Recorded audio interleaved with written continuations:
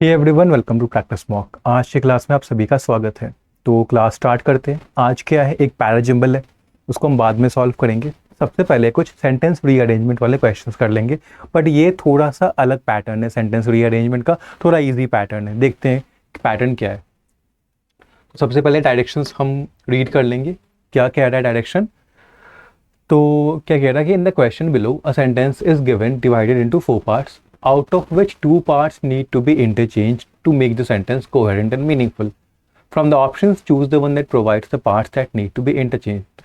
क्या कह रहा है यहाँ पे कि सेंटेंस दिया है, 4 पार्ट्स में डिवाइडेड है, इनमें से सिर्फ 2 पार्ट्स को हमें इंटरचेंज करना है। मतलब 4 पार्ट्स में से 2 पार्ट को इंटरचेंज करना है, मतलब 2 पार्ट सही जगह पे हैं। बाकी के जो 2 पार्ट्स हैं उनको हमें बदलना है। हमें बस ये पता करना है कि किन 2 पार्ट्स को बदलना है हमें, ठीक है। और यहाँ पे ऑप्शंस में से हमें बताना है कि कौन सा पार्ट को हमें इंटरचेंज करना है। मतलब थोड़ा सा इजी टाइप का है। इजी इसलिए हो गया क्योंकि जो रेगुलर जो ट्रेडिशनल होता है हमारा सेंटेंस रीअरेंजमेंट, उसमें हमें सारे पार्ट्स को चेंज करना होता है, ठीक है। और ऑप्शंस उसके वैसे होते हैं A D B C, A B C D ऐसे करके। बट यहाँ पे 2 पार्ट्स ऑलरेडी सही जगह पे हैं। हमें बस 2 पार्ट्स को देखना है कौन सा गलत है और उसको हम इंटरचेंज कर देंगे, ठीक है। तो चलो अच्छे से अप्रोच भी देखेंगे। सबसे जो इजी और जो सिंपल वे है सॉल्व करने का, वो हम यहाँ पे अप्लाई करेंगे और क्वेश्चंस को जल्दी से जल्दी सॉल्व कर देंगे। बट सबसे इंपॉर्टेंट ये है कि हम रीड कर ले कि सेंटेंस क्या क्या रहा है हमसे। An air strike was called off because of disproportionate civilians casualties was concern about the risk a lawyer at US central command. मतलब कुछ सेंटेंस बता रहे हैं कि एयर स्ट्राइक है, ठीक है। एक एयर स्ट्राइक था। एयर स्ट्राइक क्या होता है? जब मिसाइल को लॉन्च किया जाता है। तो एक एयर स्ट्राइक था, मतलब मिसाइल को लॉन्च किया जाना था, ठीक है। ये जा रहा था मिसाइल ऐसे, उसको कॉल्ड ऑफ कर दिया गया, मतलब कैंसिल कर दिया गया। कॉल्ड ऑफ का मतलब होता है कैंसल्ड। क्यों कैंसिल किया गया? क्यों? क्योंकि यहाँ पे हमें दिख रहा है कि डिसप्रोपोर्शनेट सिविलियन कैजुअलिटीज होती। कैजुअलिटीज मतलब कि सिविलियन लॉस होता, मतलब लोगों की डेथ हो जाती। किस वे में? डिसप्रोपोर्शनेट वे में, मतलब कि बहुत ज़्यादा और एक अनफेयर वे में सिविलियन की डेथ हो जाती। इस वजह से कैंसिल किया गया। बाकी के 2 पार्ट्स क्या कह रहे हैं? बाकी के 2 पार्ट्स ये कह रहे हैं कि कंसर्न था, कोई वर्डिड था, चिंतित था किस चीज़ को लेके कि कोई रिस्क है। और एक लॉयर को डी में मेंशन किया है, जहाँ पे यूएस सेंट्रल कमांड पे एक लॉयर है जिनको मेंशन किया गया है, ठीक है। ऊपर ऊपर से देखें तो सेंटेंस में ये पता चल रहा है कि मिसाइल लॉन्च होना था, उसको कैंसिल कर दिया गया। क्यों कैंसिल किया गया? क्योंकि सिविलियन लॉस हो जाता, उस वजह से। हमें इनको फिट करना है, ये जो लॉयर है यूएस सेंट्रल कमांड के, और ये कंसर्न कौन था रिस्क को लेके। तो देखो यहाँ पे वॉज कंसर्न्ड है, ठीक है। वॉज यानी कि कोई सिंगुलर होगा, सिंगुलर नाउन होगा इससे पहले, ठीक है, सिंगुलर नाउन। अब देखो कंसर्न कौन होता है? कोई ह्यूमन बीइंग ही कंसर्न होता है, ठीक है। या तो ये ह्यूमन बीइंग हो या फिर ग्रुप ऑफ ह्यूमन बीइंग्स हो, ठीक है, वो कंसर्न होता है। ह्यूमन बीइंग कहाँ पे है? यहाँ पे तो हमें दिखता है कि लॉयर है। यहाँ पे लॉयर है कहाँ पे? यूएस सेंट्रल कमांड के। तो हमें इतना तो पता चल गया कि जो लॉयर है वही कंसर्न होंगे, ठीक है। तो ये जो डी है ये पहले आएगा। A lawyer was concern about the risk, और रिस्क क्या था? डिसप्रपोर्शनेट सिविलियन कैजुअलिटीज का जो रिस्क था, जिस वजह से मिसाइल लॉन्च को कैंसिल किया गया था, ठीक है। तो हमें मिल गया है हमारा आंसर। वॉज से पहले उसका नाउन आना चाहिए, और वॉज कंसर्न्ड है क्योंकि ह्यूमन आना चाहिए। ह्यूमन हमें यहाँ पे मिला हुआ है, तो डी यहाँ पे आएगा, ठीक है। तो जब ये डी यहाँ पे आ जाएगा तो जो लॉयर हैं ये सीधे इस वॉज से कनेक्ट हो जाएंगे, क्योंकि ये नाउन है, ठीक है। और ये इसका वर्ब है, वॉज कंसर्न, क्योंकि लॉयर ही कंसर्न थे। तो जब डी यहाँ पे आएगा बी की जगह पे, तो बी ऑटोमेटिक डी की जगह पे आ जाएगा। तो हमें बी और डी को करना था इंटरचेंज, ठीक है। सेंटेंस क्या बनेगा? An air strike was called off because क्यों कॉल्ड ऑफ किया गया, क्यों कैंसिल किया गया? क्योंकि एक लॉयर थे यूएस सेंट्रल कमांड में, वो कंसर्न थे, उनको चिंता थी किस बात को लेके कि रिस्क जो है, सिविलियन कैजुअलिटीज का जो रिस्क है, उसको लेके वो चिंतित थे, ठीक है। तो क्या बना? पहले आएगा ई, ठीक है। हमने किसको इंटरचेंज किया? हमने किया बी एंड डी को। तो बी की जगह पे डी आ जाएगा, सी वहीं पे रहेगा, और ये रहा हमारा ए डी सी बी, ठीक है। एक बार आप पढ़ के देख लो, बिल्कुल फिट बैठेगा। तो हमने क्या किया, यहाँ पे दो चीज़ थी, या तो ग्रामर एंगल ले सकते थे कि वॉज है तो सिंगुलर ही आएगा, कंसर्न्ड है तो सिंगुलर क्या है, तो लॉयर है यहाँ पे, ठीक है, क्योंकि यहाँ पे देखो एक और सिंगुलर एयर स्ट्राइक है बट उसका वर्ब ऑलरेडी इसके पास है and air strike was called off, तो वो तो नहीं आया था। दूसरा हुआ ये है, तो ये तो प्लूरल है, जो सिविलियन कैजुअलिटीज है ये ई एस लगा हुआ है, यानी प्लूरल है, तो वॉज के साथ तो कनेक्ट नहीं होगा, तो बच्चे ये यही आएगा यहाँ पे। दूसरा था कॉन्टेक्स्ट, कंसर्न कौन होगा, ह्यूमन बीइंग ही होगा, ठीक है, ह्यूमन बीइंग कौन है, यहाँ पे सिविलियन कैजुअलिटीज है, लॉसेज है, लॉसेस मतलब जो लॉस हो, जो डेथ्स हुए वो तो है ही नहीं ह्यूमन, ठीक है, क्योंकि डेथ सिविलियन है ह्यूमन, बट यहाँ पे सिविलियन कैजुअलिटीज की बात हो रही है, यानी सिविलियन डेथ्स की बात हो रही है, डेथ्स ह्यूमन नहीं है, ठीक है, वो एक इवेंट है। तो और एयर स्ट्राइक तो है ही नहीं और उसको तो वर्ब भी मिला हुआ था, तो बच्चे लॉयर, तो लॉयर को यहाँ पे लाके फिट कर दो। हालांकि सबसे इजी मेथड यही था कॉन्टेक्स्ट के थ्रू जाके लॉयर को यहाँ पे फिट करने का, क्योंकि लॉयर ही कंसर्न हुए थे, ठीक है। चलो आगे बढ़ते हैं,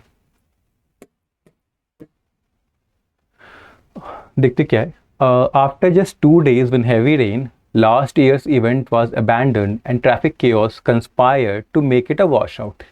क्या कह रहा है कि 2 दिन के बाद जब हैवी रेन, भारी बरसा, ठीक है, लास्ट ईयर का जो इवेंट था उसको अबैंडन कर दिया गया, कैंसिल कर दिया गया, छोड़ दिया गया, एंड ट्रैफिक केओस कंस्पायर्ड। अब कंस्पायर्ड का मतलब होता है वर्क टुगेदर, ठीक है, ट्रैफिक केओस कंस्पायर्ड का मतलब होता है वर्क टुगेदर। तो टुगेदर कौन वर्क करेगा, तो एटलीस्ट हमें दो चीज़ें तो चाहिए, ठीक है, एक चीज़ हमें मिल गई है, ट्रैफिक केओस है, ये सेकंड है, हमें फर्स्ट ढूंढना है, वो भी एक नाउन ही होगा क्योंकि दो चीज़ मिल के वर्क कर रही है। क्या वर्क कर रही है, क्या करने के लिए, आगे देखते हैं। To make it a wash out. अब वॉश आउट क्या होता है, देखो वॉश आउट होता है एक इवेंट, ठीक है, जो कि भारी वर्षा के कारण इवेंट था, ठीक है, भारी वर्षा होगी, इवेंट क्या हो गया, इवेंट कैंसिल हो गया, तो उसको कहते हैं वॉश आउट, ठीक है। अब देखो हम क्या करेंगे, हम यहाँ पे देखेंगे ग्रामर एंगल, समझ में तो आ गया है हमें, हमने पार्ट्स को पढ़ किया है, समझ में आ गया है कि 2 दिन की हैवी 2 दिन के बाद ही जब भारी वर्षा हुई और ट्रैफिक केओस, उन्होंने मिलके क्या किया होगा, दोनों का इक्वल रोल प्ले किया होगा और इवेंट कैंसिल हो गया होगा, ठीक है। हमें देखना है ग्रामर की बेसिस पे, कॉन्टेक्स्ट के बेसिस पे कौन सा पार्ट कहाँ फिट होगा। तो देखो after just 2 days in heavy rain, यहाँ पे हैवी रेन क्या है, ये नाउन है, ठीक है, यानी सब्जेक्ट है। अब इसको चाहिए होगा वर्ब, ठीक है, वर्ब कहाँ पे है, बी में देखो last year events was abandon, यहाँ पे already noun plus verb complete है, नाउन को वर्ब मिला हुआ है, वर्ब को नाउन मिला हुआ है, तो बी को तो कुछ करना ही नहीं है, बी यहाँ पे तो उधर से आएगा ही नहीं, ठीक है। एक दूसरी चीज़ ये, यहाँ से हमें ये पता चला कि हमें हैवी रेन के बाद वर्ब चाहिए, बट यहाँ पे क्या है, हैवी रेन के बाद फिर नाउन आ गया और फिर उस नाउन का वर्ब आ गया, यानी बी यहाँ पे नहीं रहेगा, बी का पोजीशन गलत है, तो हमें बी को चेंज करना है, बट बी को किससे चेंज करना है, ठीक है, क्या बी को हम ए से करेंगे, सी से करेंगे या डी से करेंगे, आगे देखते हैं। यहाँ पे एंड ट्रैफिक केओस कंस्पायर्ड, ठीक है। अब यहाँ पे जैसे हमने पता किया था कि कंस्पायर्ड का मतलब क्या होता है, कंस्पायर्ड का मतलब होता है टुगेदर वर्क करना। एक चीज थी ट्रैफिक केओस, दूसरा क्या था, तो दूसरा हमें दिख रहा है एक तो लास्ट ईयर इवेंट, ये नाउन है। अब लास्ट ईयर इवेंट ट्रैफिक के साथ मिलके कैंसिल किसको करेगा, लास्ट ईयर तो खुद कैंसिल हुआ है, तो ये तो इसके साथ फिट नहीं आएगा। बचा क्या, हैवी रेन, हैवी रेन और ट्रैफिक केओस दोनों मिल के उन्होंने कैंसिल कराया लास्ट ईयर का इवेंट, ठीक है। यानी कि हैवी रेन और ट्रैफिक केओस यहाँ पे आएंगे कि after just 2 days when heavy rain and traffic chaos conspired, ठीक है। उसके बाद क्या होगा देखते हैं, to make it a wash out, okay, ठीक है, एक चीज तो ये है। सेकेंड में देखते हैं, यहां पे क्या है, चूंकि पास्ट की बात हो रही है तो मैं जो वर्ब चाहिए वो भी हमें पास्ट टेंस का चाहिए, ठीक है, पास्ट टेंस का चाहिए। पास्ट टेंस का वर्ब यहाँ पे एक ये है वाज अबैंडन्ड, बट इसका सब्जेक्ट इसको ऑलरेडी मिल गया है। दूसरा वर्ब है कंस्पायर्ड, अब कंस्पायर्ड को यहाँ पे रखेंगे तो हमें ट्रैफिक केओस को भी यहाँ पे रखना होगा, तो यानी ए के बाद सी तो आ रहा है, पक्का है कि ए के बाद सी आएगा कि after just 2 days in heavy rain and traffic chaos conspired. अब यहाँ पे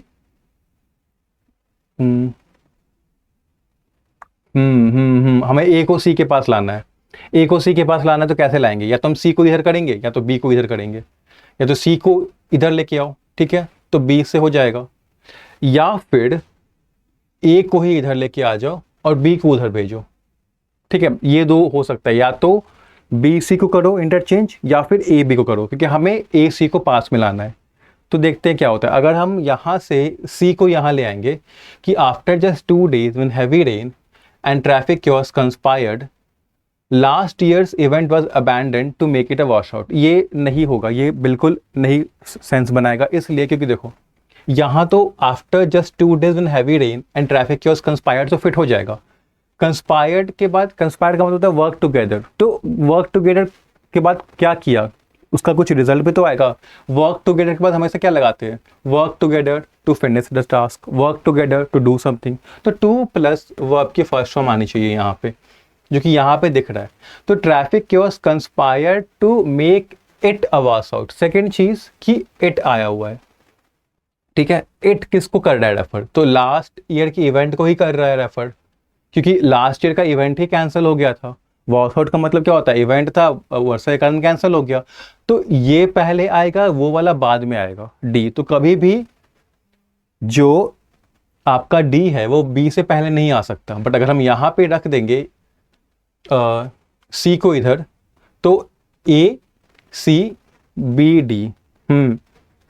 last year events was abandon to make it a wash out, नहीं, last year events was abandon, तो लास्ट ईयर इवेंट तो अबैंडन हो ही गया, तो कैंसिल करके उसको फिर कैंसिल किया गया, ये तो कुछ ये नहीं हो रहा। तो यानी कि हमें इसको यहाँ पे लाना होगा, यानी ए और बी को हमें लगाना होगा, बी को पहले रखना होगा, फिर ए को रखना होगा, फिर आएगा आपका सी, फिर आएगा आपका डी। ठीक है, उससे ए सी साथ में बन जाएगा। बनेगा क्या कि last year events was abandon, last year का जो इवेंट था वो अबैंडन कर दिया गया, कैंसिल कर दिया गया आफ्टर जस्ट 2 days, सिर्फ 2 दिन बाद ही कर दिया गया, जब हैवी रेन, भारी वर्षा और ट्रैफिक केओस दोनों ने मिलके क्या किया, उसको एक वॉश आउट बना दिया, उसको एक ऐसा इवेंट बना दिया जो कि वर्षा उसमें इतनी हुई कि उसको कैंसिल करना पड़ गया। तो बी ए सी डी सही बना, तो चूंकि बी और ए को हमें करना पड़ा तो ए और बी हमारा करेक्ट आंसर है। थोड़ा सा ट्रिकी था ये, बट फाइनली हमने कर लिया। ठीक है, काफ़ी ज़्यादा हमें यहाँ पे थोड़ा सा अपनी मेंटल एबिलिटी लगानी पड़ी, बट हाँ फाइनली हमने कर दिया। कहाँ से क्या पता है, देखो last year events was abandon, last year का इवेंट था उसको ऑलरेडी अबैंडन कर दिया गया। To make it a wash out क्या होता है कि वो इवेंट कैंसिल हो गया, तो लास्ट ईयर का इवेंट कैंसिल हुआ तो उसको फिर से कैंसिल हुआ, तो ये कोई लॉजिक नहीं बना रहा था। हाँ, ये कहना था कि लास्ट ईयर का इवेंट को कैंसिल कर दिया गया, कब, जब 2 दिन बाद ही, यानी कि इवेंट चल रहा होगा, काफ़ी दिन का होगा, बट 2 ही दिन हुए थे, उसके बाद हैवी रेन हो गया और साथ में ट्रैफिक क्योस हो गया, दोनों मिल गए, तो वो इवेंट एक वॉश आउट बन गया, मतलब ऐसा इवेंट बन गया जिसको कैंसिल करना पड़ गया। ठीक है, तो ए और बी हमारा करेक्ट आंसर है। चलो आगे देखते हैं, थर्ड देखते हैं। The booming economy, the socially advanced period of time, and the bring about a number of important films, burgeoning political agenda combined to। क्या कह रहा है, पार्ट ए में क्या बता रहा है, कुछ नाउंस दे रखे हैं हमें, एक तो बूमिंग इकोनॉमी दे रखा है, ठीक है, फिर द सोशली, अब सोशली क्या, तो एडवांस पीरियड ऑफ टाइम होगा, ठीक है, and the bring about a number of important films, ठीक है, फिर burgeoning political agenda combined to. अब यहाँ पे देखो एक चीज़ जो मेरी नज़र में आई है, आपके भी नज़र में आ गई होगी, कि यहाँ पे लिखा है the is an article, article के बाद हमेशा आता है नाउन, ठीक है, बट यहाँ पे क्या है, ब्रिंग अबाउट लिखा है, यानी वर्ब है, मतलब कि गड़बड़ यहाँ पे है। ठीक है, एडवांस पीरियड टाइम, हमें यहाँ पे द के बाद नाउन चाहिए। ठीक है, अब या तो नाउन कहाँ पे है हम ढूंढते हैं, ये तो नाउन नहीं है, नाउन क्या है, एक तो नाउन ये है पॉलिटिकल एजेंडा, ठीक है, दूसरा नाउन क्या है, दूसरा नाउन है हमारा बूमिंग इकोनॉमी। ठीक है, अब या तो ए को यहाँ पे लेके आओ यहाँ पे, या फिर डी को यहाँ पे लेके आओ। तो पहले हम ए को लेके आते हैं यहाँ पे, ठीक है, अगर ए को हम यहाँ पे लेके आएंगे तो फिर क्या हो जाएगा, सी वहाँ चला जाएगा, तो वर्ब के साथ तो स्टार्ट होने का होगा नहीं सेंटेंस, क्योंकि अगर ए को हम यहाँ पे ला रहे तो सी ऑटोमेटिकली वहाँ जाएगा, तो ब्रिंग अबाउट नंबर ऑफ तो कुछ नहीं बना, क्योंकि वर्ब से नहीं होगा सेंटेंस स्टार्ट, तो ए वहाँ पे नहीं आएगा, तो बच्चा क्या, डी यहाँ पे आएगा, बी के बाद डी आएगा, तो ए यहीं पे रहेगा। ठीक है, the booming economy, the socially advance period of time, and the के बाद ये डी। बर्जनिंग यानी कि जो इंक्रीज हो रहा है, इसका मतलब होता है जो स्ट्रांग हो रहा है, गेटिंग स्ट्रांगर, ठीक है, या फिर जो इंक्रीज हो रहा है वो भी कहते हैं इंक्रीजिंग। तो the booming economy, the burgeoning part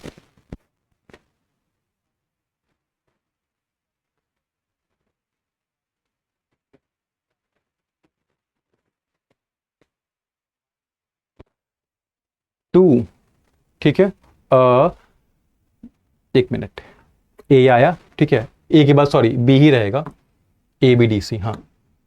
the boomy economy, the socially advance period of time and the के बाद हमने डी को रख दिया, bargaining political agenda combined to bring about a number of important films. कहने का मतलब क्या है कि जो बूमी इकोनॉमी थी, इकोनॉमी जो बूम कर रही थी, इंक्रीज कर रही थी, और जो socially advance period of time था, टाइम कैसा था, एडवांस था, सोशल कॉन्टेक्स्ट में एडवांस्ड था, और साथ ही साथ जो पॉलिटिकल एजेंडा हो रहा था, जो स्ट्रांग हो रहा था, वो सब मिल के उन्होंने क्या दिया, सब्जेक्ट दिया जिसपे बहुत सारी इंपॉर्टेंट फिल्म्स बन सके, ठीक है।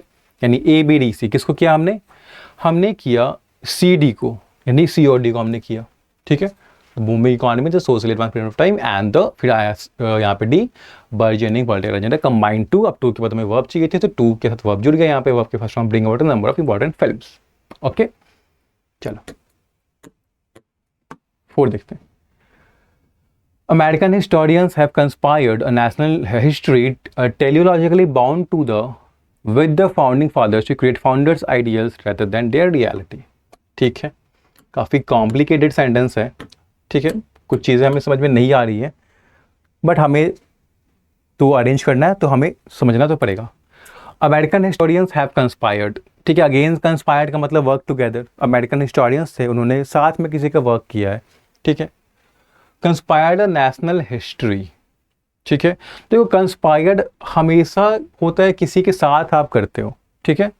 हैव कंस्पायर्ड, देखो हमेशा कंस्पायर्ड के साथ क्या लगता है कि आप बताते हो, या तो यही है कि अमेरिकन हिस्टोरियंस अपने में ही कंस्पायर कर रहे हैं, मिलके काम कर रहे हैं, या अमेरिकन हिस्टोरियंस एक ग्रुप है, वो किसी दूसरे ग्रुप के साथ वर्क कर रहा है, वो हो सकता है। बट हमेशा कंस्पायर के बाद टू आता है, क्योंकि अगर आप वर्क टुगेदर कर रहे हो तो किसी गोल को अचीव करने के लिए कर रहे होगे, तो गोल हम लिखते हैं टू प्लस वर्ब की फर्स्ट फॉर्म से, ठीक है। तो वो यहाँ पे नहीं है, तो ए के बाद तो बी नहीं आएगा, ठीक है। आगे देखते हैं, टेलियोलॉजिकली बाउंड टू द, अब टू अगेन यहाँ पे द है, द क्या है, आर्टिकल है, हमें आर्टिकल के बाद तो नाउन चाहिए होता है, बट यहाँ पे क्या ये वे तो आ गया प्रेपोजिशन, तो ये भी गलत है। बाउंड टू द क्या, national history teleologically bound to the क्या, अब या तो ये आएगा bound to the American historians have conspired, कोई सेंस नहीं बना रहा, ठीक है, क्योंकि बाउंड टू द हमें बस एक चाहिए नाउन, हमें पूरा नाउन वर्ब का कॉम्बिनेशन नहीं चाहिए। क्यों, क्योंकि ये जो है यहाँ पे हैव कंस्पायर्ड ये वर्ब है और अमेरिकन हिस्टोरियंस इसका सब्जेक्ट है, बट हमें यहाँ पे जो वर्ब, यहाँ पे जो नाउन चाहिए वो ऑब्जेक्ट बनेगा बाउंड का, ठीक है। Teleologically bound to the, bound किसके साथ बाउंड है, किसके साथ जुड़ा हुआ है वो बताना है, तो ऑब्जेक्ट चाहिए हमें, तो वो नहीं आएगा। दूसरा कहाँ पे है नाउन, दूसरा नाउन यहाँ पे है, आइडियल्स, किसके आइडियल्स, फाउंडर के आइडियल्स, तो हमें पता चल गया कि बी के बाद क्या आएगा, डी आएगा। अगर बी के बाद डी आएगा, ठीक है, तो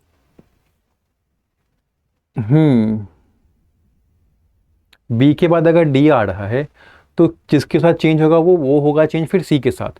तो अमेरिकन हिस्टोरियंस हैव कंस्पायर्ड,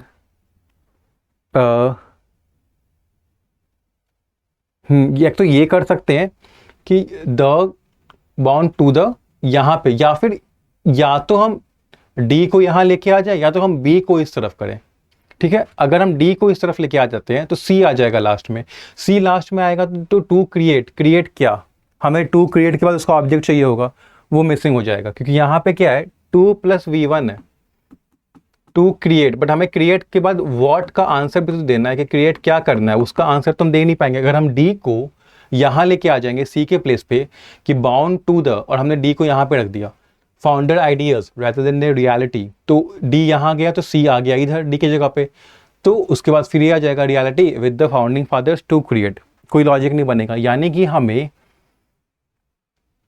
इसको, यानी कि हमें इसको इससे जोड़ना तो है, teleologically bound to the founders ideas जोड़ना तो है, तो हम क्या करेंगे, बी को ही यहाँ ले आएंगे, ठीक है। हमें बी और डी को साथ में लाना है ना, बी और डी को साथ में लाना है, तो या तो डी को पास ले आओ या बी को पास ले आओ, तो हम बी को इस बार पास ले आएंगे, बी को पास लाएंगे तो हम सी के साथ उसको ये कर देंगे इंटरचेंज, तो क्या बनेगा सी यहाँ आ जाएगा, ठीक है, और बी इसके जगह पे यहाँ पे आ जाएगा, यानी बनेगा ए सी बी फिर डी। तो बना क्या, बना ये कि अमेरिकन हिस्टोरियंस हैव कंस्पायर्ड, ठीक है, फिर आ गया सी, कंस्पायर्ड किसके साथ, तो with the founding fathers, founding fathers के साथ मिलकर काम कर रहे हैं टू क्रिएट। अब क्रिएट के बाद हमें क्या चाहिए था, हमें उसका ऑब्जेक्ट चाहिए था, बताना था क्या क्रिएट कर रहे हैं, तो ऑब्जेक्ट कौन देगा, ये बताएगा, ये to create a national history, ठीक है, जो कि टेलीलॉजिकली बाउंड होगा किससे, फाउंडर के आइडियल्स से रादर देन द रियलिटी। यानी ए आया, ए के बाद फिर सी आया, सी के बाद फिर बी आया और लास्ट में डी आया, यानी हमने सी और बी को यानी बी और सी को इंटरचेंज किया, ठीक है, ऐसे है। सो एक्चुअली ये ट्रेडिशनल जो आपका सेंटेंस रीअरेंजमेंट है उससे थोड़ा ज़्यादा ट्रिकी है, ठीक है, दिखने में इजी है बट ट्रिकी है ये, ओके। तो हमने इसको इनकरेक्टली जज कर लिया था, हमें लगा कि सामने से इजी दिख रहा है तो इजी होगा। वो कहते हैं ना कि कभी भी अपने ओपोनेंट को अंडर एस्टिमेट नहीं करना चाहिए, अपने सामने वाले जो भी आपका जो राइवल है उसको देख के उसको जज नहीं करना चाहिए। उसका परफेक्ट एग्जाम्पल था ये क्वेश्चन जो हम कर रहे हैं अभी। हमने देखा कि अच्छा दो तो ऑलरेडी है, दो ही को हमें करना है, हमें क्या पता था कि दो ही इतना बड़ा बवाल मचाएंगे, ठीक है। हालांकि हमने सक्सेसफुली हर को सॉल्व कर दिया है, हर एक क्वेश्चन को सॉल्व किया है, ठीक है। अमेरिकन हिस्टोरियंस हैव कंस्पायर्ड, फिर आया यहाँ पे सी वाला part with the founding fathers to create, फिर आया B a national history teleologically bound to the founders ideals rather than the reality. अब इसका भी मतलब जान ही लेते हैं, इतना हार्ड सा वर्ड दिख रहा है। टेलियोलॉजिकली का मतलब होता है कि पर्पस के कॉन्टेक्स्ट में, यानी पर्पस के कॉन्टेक्स्ट में वो फाउंडर के आइडियल से ज़्यादा कनेक्ट होता है, रियलिटी से कम कनेक्ट होता है। मतलब जो फाउंडर्स थे उनका जो इमेजिनेशन था, जिन्होंने आइडियल बना रखा था, आइडिया बना रखे थे, उनसे ज़्यादा कनेक्ट होता है ये कहना चाह रहा है, ओके। तो बी और सी को हमने किया interchange. Let's come to number 5। इसको आप लोग होमवर्क में करोगे, ठीक है, और हम मूव करेंगे अब किस पे करेंगे मूव, तो हम मूव करेंगे अब पैराजंबल पे, ठीक है। तो this will be your homework question, homework करना, ठीक है। एक और चीज के साथ साथ कि हमारा एक टेलीग्राम ग्रुप है जिसका नाम है practice mock mission bank PO clerk, ठीक है, practice mock mission bank PO clerk, ठीक है। ये टेलीग्राम ग्रुप है हमारा। यहाँ पे क्या होता है, इस ग्रुप को आप ज्वाइन कर लेना। यहाँ पे सबसे पहले तो क्विजेस होते हैं रेगुलरली, ठीक है, हर सब्जेक्ट के होते हैं, आपके इंग्लिश के होते हैं, क्वांट के होते हैं, रीजनिंग के होते हैं, जीए का होता है। तो यहाँ तक के कॉन्सेप्ट्स भी स्ट्रांग होंगे, आपका जीए भी रिवाइज होगा और आप प्रैक्टिस कर पाओगे, जो आपके लिए बहुत बेनिफिशियल होगा, और ये फ्री है, ठीक है। सेकेंड क्या होता है, जीए के जो भी इंपॉर्टेंट आपके न्यूज़ हैं, जो आपका इंफॉर्मेशन है, ठीक है, स्टैटिक हो गया, फाइनेंशियल अवेयरनेस हो गया, बैंकिंग अवेयरनेस हो गया, जो भी आपके एग्जाम के पॉइंट ऑफ व्यू से रेलेवेंट है वो सब हम एक पिक्चर फॉर्मेट में यहाँ पे शेयर किया जाता है। जो जीए टीम है, जीए एक्सपर्ट है, वो यहाँ पे शेयर करती हैं, तो आपको वहाँ पे क्या हो जाएगा, बहुत ईजी वे में वो चीज़ मेमोराइज कर पाओगे आप, और फिर एग्जाम में आप अच्छे से आंसर कर पाओगे उसको, अगर जीए से क्वेश्चन आता है। बिकॉज यू ऑल नो कि मीन्स में जीए कितना इंपॉर्टेंट रोल प्ले करता है, जीए एंड इंग्लिश बोथ, ठीक है। तो जीए का मिल जाएगा। सेकंड आपका डाउट सॉल्विंग होता है, यहाँ पे कोई क्वेश्चन है हमारा मॉक का, आप क्वेश्चन लगा रहे हो, या कोई क्लास में कोई क्वेश्चन हुआ और उसका समझ में नहीं आया आपको, या हमारा पीडीएफ कोर्स है आपके पास, वहाँ से आप क्वेश्चंस आप प्रैक्टिस कर रहे हो और कोई आपको डाउट हुआ, तो आप यहाँ पे आराम से अपना वो स्क्रीनशॉट लेके डाउट शेयर कर सकते हो, ठीक है। तो वहाँ पे जो एक्सपर्ट होंगे, जिस भी सब्जेक्ट का आपका डाउट है, क्वांट्स का है, जीए का है, रीजनिंग का है, इंग्लिश का है, उसके जो भी रिस्पेक्टिव एक्सपर्ट है वो वहाँ पे आंसर कर देंगे आपको, ठीक है। उसके बाद आपको अपडेट्स वगैरह भी मिल जाता है, कब कौन सा नोटिफिकेशन आया, कोई चेंजेस हुए एग्जाम पैटर्न में, ठीक है, क्लासेस से रिलेटेड आपको अपडेट्स मिल जाते हैं। तो इस ग्रुप को जरूर ज्वाइन कर लेना, ठीक है, और ये होमवर्क कर लेना। हम करेंगे अब क्या, पैराजंबल, ठीक है। ओके, आते हैं पैराजंबल में। इसको मैं थोड़ा बड़ा कर देता हूँ, थोड़ा हमें अलग सा दिख रहा है पैराजंबल, क्योंकि दो स्टेटमेंट्स हमें दिख रहे हैं कि बोल्ड किए हुए हैं। तो हम क्या करेंगे, पहले डायरेक्शंस को पढ़ लेंगे, क्योंकि ज़रूरी होता है कि डायरेक्शन किया जाए। अच्छे से किया जाए।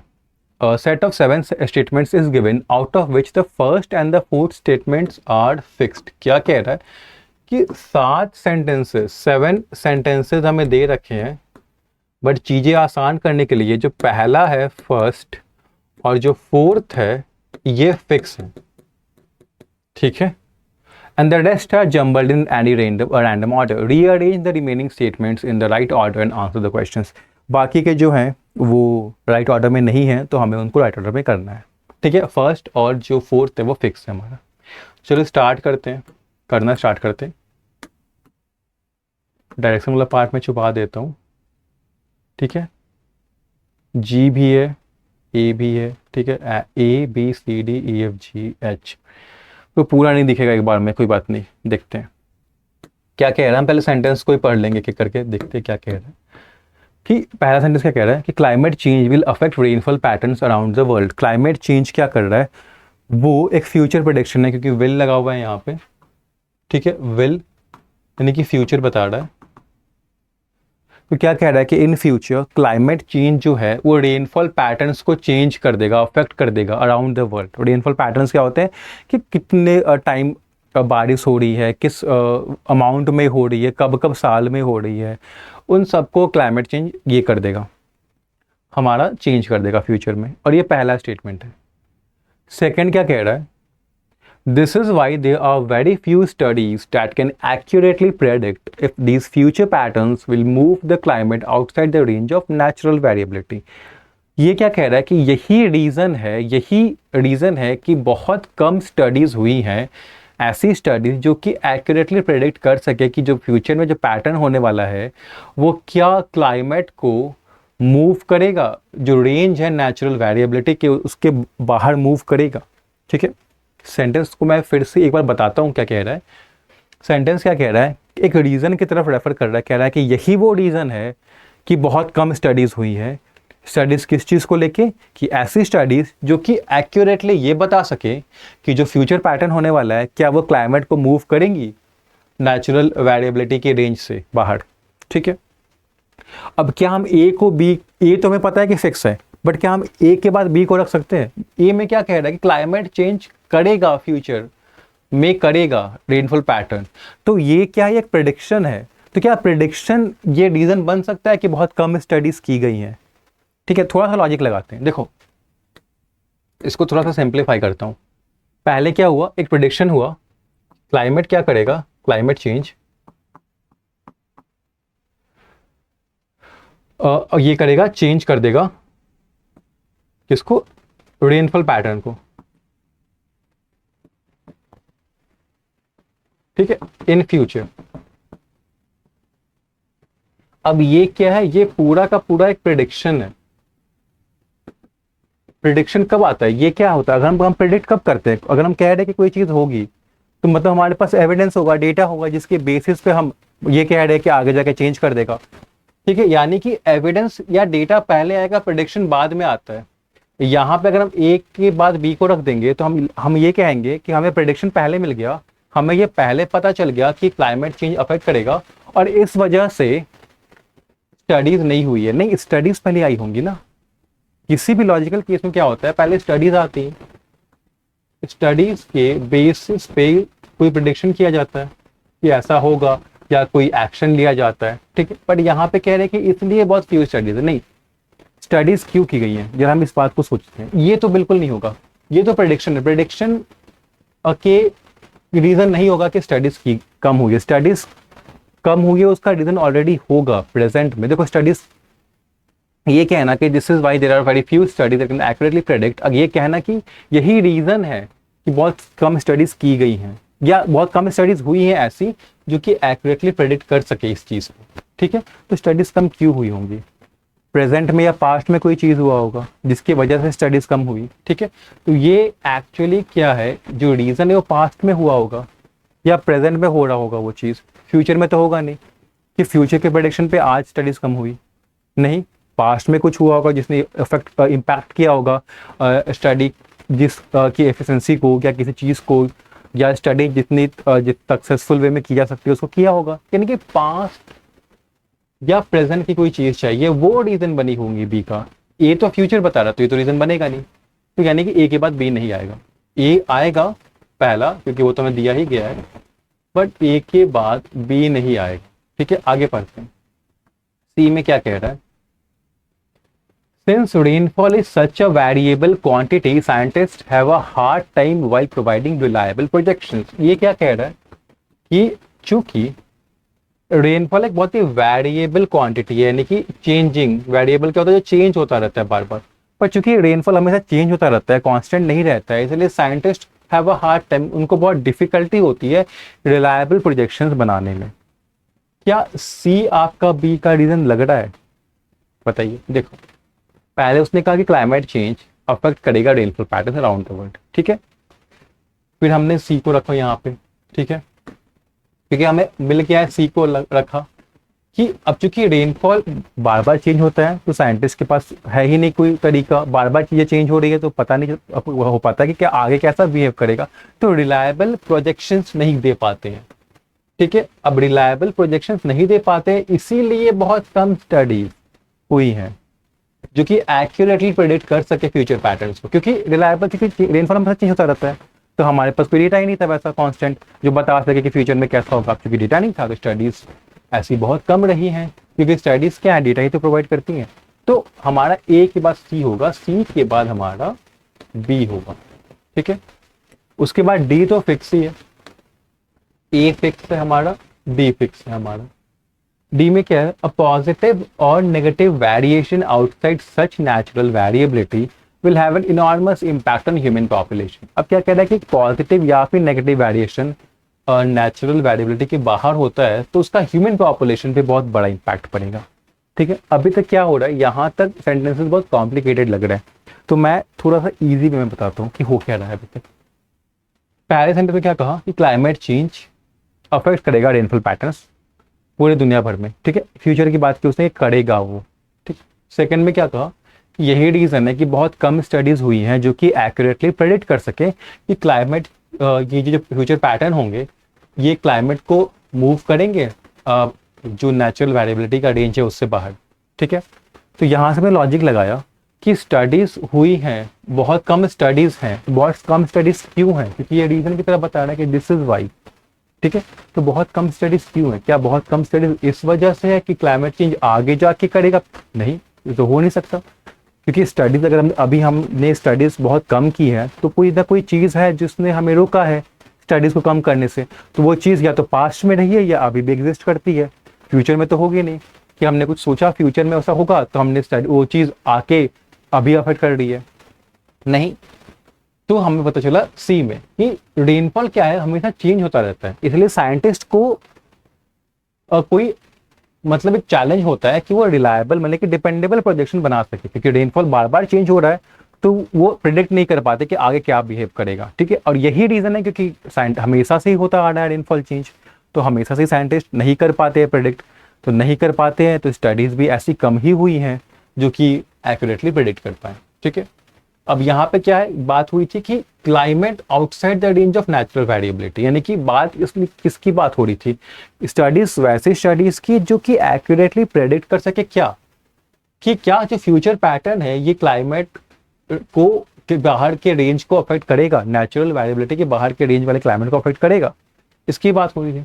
तो डी में फिर उसको ही आइडिया को आगे लेके गया है कि अगर कोई पॉजिटिव या नेगेटिव वेरिएशन होता है आउटसाइड सच नेचुरल वेरिएबिलिटी, उनका एक ह्यूमन पॉपुलेशन पे इम्पैक्ट होगा, यानी कि अगर पॉजिटिव वेरिएशन हो या नेगेटिव वेरिएशन हो, दोनों ही केस में ह्यूमन पॉपुलेशन पे इम्पैक्ट काफी बड़ा होगा।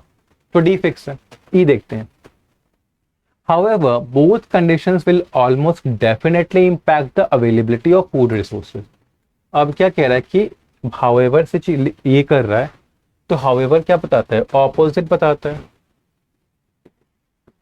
कॉन्ट्राडिक्शन बताता है। क्या कह रहा है कि however both conditions will almost definitely impact the availability of food resources, कि दोनों ही कंडीशन का फूड रिसोर्स पे जरूर प्रभाव पड़ेगा, जरूर इफेक्ट पड़ेगा। अब क्या डी के बाद हम ई को रख सकते हैं? देखो डी में क्या बात हुई है, डी में यह बात हुई है कि पॉजिटिव हो या नेगेटिव हो ह्यूमन पॉपुलेशन को अफेक्ट करेगा। ई की बात हुई है कि दोनों ही कंडीशन फूड रिसोर्स को अफेक्ट करेंगे।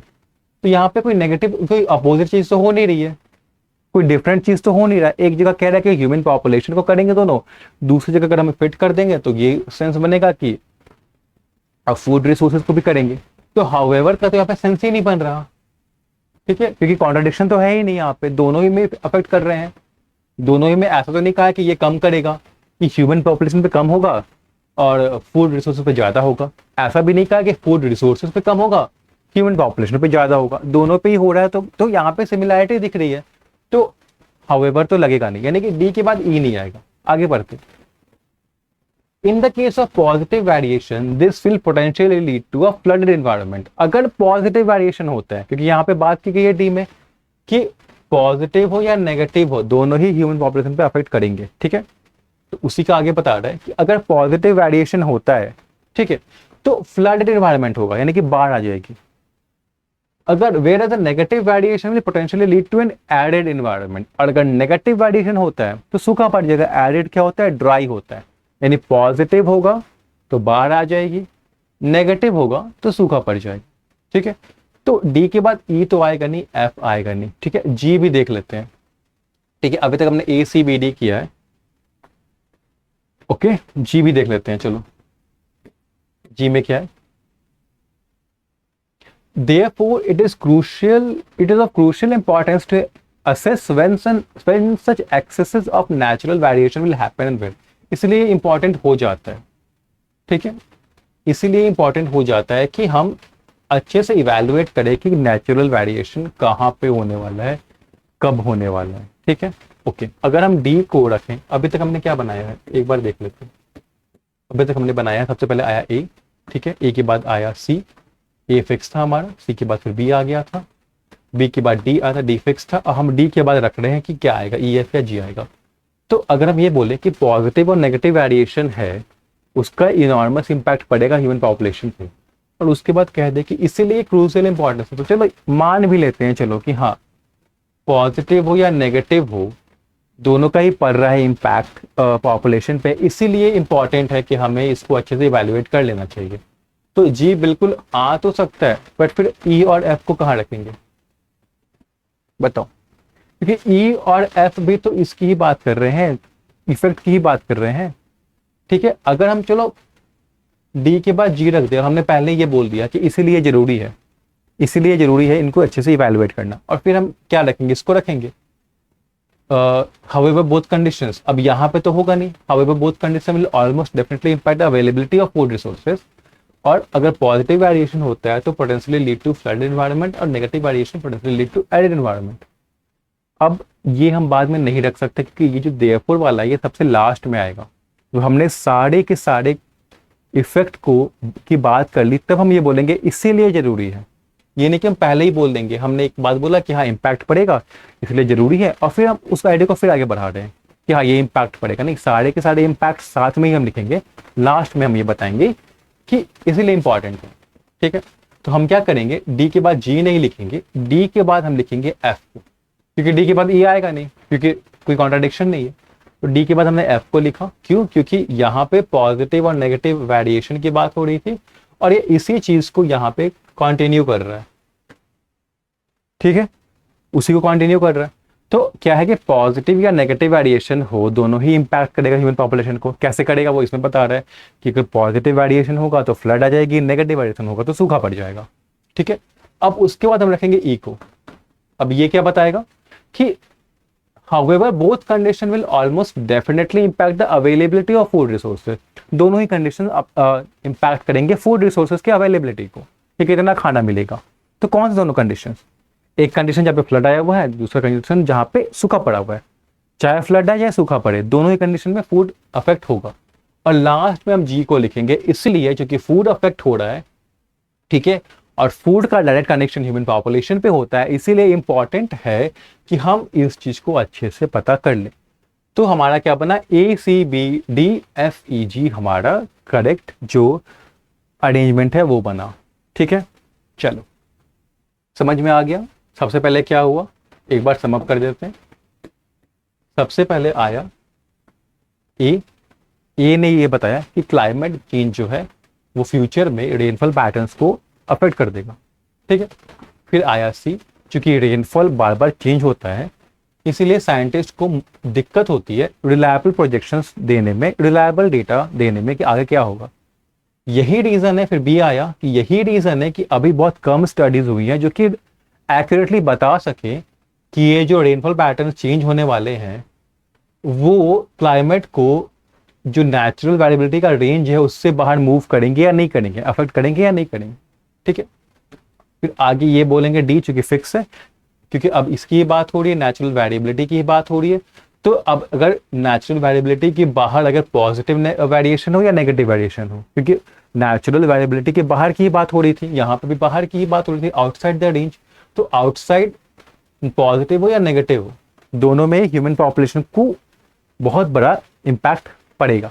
ठीक है, फिर आया एफ, जो इसी को आगे बढ़ा रहा है कि अगर पॉजिटिव वेरिएशन होता है, जो पॉजिटिव नेगेटिव की बात हुई है, तो पॉजिटिव वेरिएशन अगर होता है तो फ्लड आ जाएगा, अगर नेगेटिव वेरिएशन होता है तो एरिड एनवायरनमेंट यानी सूखा पड़ जाएगा। ठीक है, फिर आएगा हाउएवर, क्योंकि दोनों ऑपोजिट हैं, फ्लड का आना और सूखा पड़ना दोनों बहुत ऑपोजिट सिनेरियो है, इसलिए हाउएवर का यूज किया गया है कि हालांकि ऑपोजिट है लेकिन दोनों ही केसेस में फूड अवेलेबिलिटी इंपैक्ट हो जाएगी। ऐसे नहीं कि फ्लड आ गया तो नहीं होगी या सूखा पड़ा तो नहीं होगी, हालांकि फ्लड एंड सूखा दोनों बहुत डिफरेंट है, बट दोनों ही केसेस में इंपैक्ट पड़ेगा फूड रिसोर्सेज पे। या फिर लास्ट में आएगा जी आपका, इसीलिए इंपॉर्टेंट हो जाता है कि हम इसको अच्छे से इवैल्यूएट कर लें। ठीक है, तो द फाइनल जो बना आपका वो आपका बना A C B D F E G.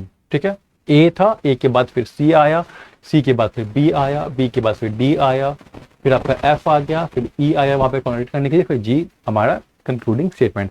ठीक है, ओके। आज का सेशन काफी चैलेंजिंग था क्योंकि क्वेश्चंस काफी अच्छे थे, हालांकि आपको मैं बता दूं कि ये मेंस लेवल था, तो ऐसा नहीं है कि प्री में ये क्वेश्चन देखने को मिलेगा आपको, मेंस लेवल क्वेश्चंस थे। तो अगर थोड़ा सा दिक्कत हुआ तो कोई बात नहीं, क्योंकि मेंस में टाइम होता है आपके पास, तो अगर दिक्कत भी हुआ आपको सॉल्व करने में तो कोई दिक्कत की बात नहीं है उसमें। बड़ी बात ये है कि आपने सक्सेसफुली सॉल्व कर दिया हो। ठीक है, तो यहाँ पे हम बंद करते हैं, यहाँ पे सेशन क्लोज करते हैं। ठीक है, होमवर्क वाला कर लेना आप, कोई डाउट हो आपको तो वो भी कमेंट सेक्शन में बता सकते हो, या फिर जो टेलीग्राम ग्रुप मैंने बताया है वहाँ पे बता सकते हो। ओके, ठीक है, क्लोज करते हैं। हाँ, एक और चीज़ है कि अभी क्या है कि शिवाजी जयंती ऑफर चल रहा है। ठीक है, शिवाजी जयंती ऑफर चल रहा है अभी भी। कूपन कोड आप लगाओगे शिवाजी SHIVAJI तो फिर आपको 30% ऑफ मिल जाएगा। ये आपको 30% आप मॉक टेस्ट पे ले सकते हो, आप PDF कोर्स पे ले सकते हो, आप वीडियो कोर्स पे ले सकते हो, या जो कॉम्बो है जिसमें सब मिलता है उसमें भी आप ले सकते हो। तो अगर आपको लेना है तो आप ये कूपन कोड लगा के शिवाजी 30% ऑफ अवेल कर सकते हो। ठीक है, यू ऑल नो कि SBI क्लर्क तो बहुत पास आ गया है, फिर भी अगर आपको प्रैक्टिस करने के लिए मॉक टेस्ट चाहिए तो SBI क्लर्क के मॉक टेस्ट तो प्लेटफॉर्म पे बिल्कुल अवेलेबल है। ठीक है, कहाँ गया SBI क्लर्क। ठीक है, तो मॉक टेस्ट की जरूरत है तो मॉक टेस्ट है यहाँ पे अवेलेबल, प्री के भी हैं, और प्री के बाद आप मेंस के लिए प्रिपेयर करोगे उसके भी मॉक टेस्ट दोगे तो मेंस के भी आपके पास अवेलेबल है, एक्सटर्नल्स भी अवेलेबल है। तो इस ऑफर का आप फायदा उठा सकते हो। सेकंड ये कि SBI PO की भी टेंटेटिव डेट्स आ गए हैं, तो अब वहाँ पे आपको मॉक टेस्ट की फ्रीक्वेंसी बढ़ानी होगी, मॉक टेस्ट देना अब बहुत इंपॉर्टेंट हो गया। ठीक है, वो भी कैसा मॉक टेस्ट जो न्यू पैटर्न पे है, क्योंकि हमें पता है कि पैटर्न चेंज हुआ है SBI PO का बोथ फॉर प्री एंड में, सो न्यू पैटर्न पे देना बहुत जरूरत है। तो हमारा न्यू पैटर्न वाला मॉक भी अवेलेबल है यहाँ पे, SBI PO 2024 prelims new pattern. ठीक है, तो न्यू पैटर्न पे अगर आप करना चाहते हो तो आप ये भी दे सकते हो। ठीक है, और इसी कूपन कोड का यूज करके ले सकते हो। ठीक है, होमवर्क कर लेना। ठीक है, take care of your health, prepare well, study well, and I'll meet you in the next session. Thank you and have a nice day.